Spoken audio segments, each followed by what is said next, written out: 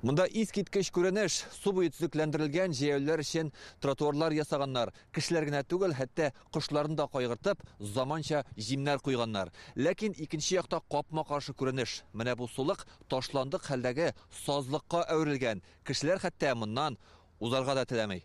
Күбесе искилә дип йөриләр инде. Озанның Идел буендагы монастырь йырмагы бу. Аның суы яшелләнеп беткән үлгән балыклар ята, пычрак күбекне күрергә мөмкин. Янәшәдә генә Борисков бистәсе һәм 33-нче хәрби шәһәрчек. Аларда яшәүчеләр бу тирәдәге начар истән һәм ямьсез күренештән зарлана. Исләре килә. Без шатланган инде менә монда инде бүтән исләр булмас инде, чистартылар дип. Ләкин менә була икән. Халык әйтүенчә, бу атна башында монда канализация турбасындагы коллекторда авария булган. Андый хәл еш килеп чыга диләр. Ничек килеп чыга да шулай. Вакыты белән бәреп ала шулай итеп. Исинде. Ис бигрәк вообще нетерпимый ис. Но это выходные постоянно.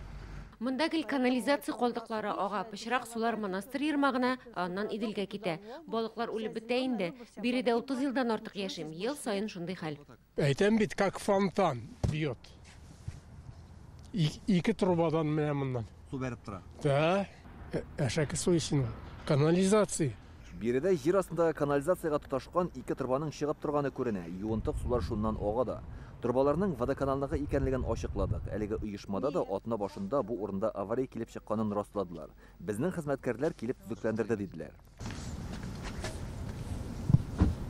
Росприроднадзор белгечләре бирегә үзләре белән күчмә лаборатория алып килде. Йырмак буендагы балчыктан анализ үрнәк алдылар.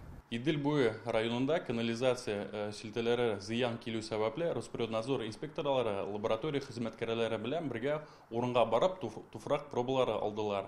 Лаборатория анализы нәтиҗәләре буенча хокук бозучыга карата административ чаралар күреләчәк. Монастырь йырмагы Казандагы зур сулыкларның берсе булып тора. Ул берничә бистә аша үтә.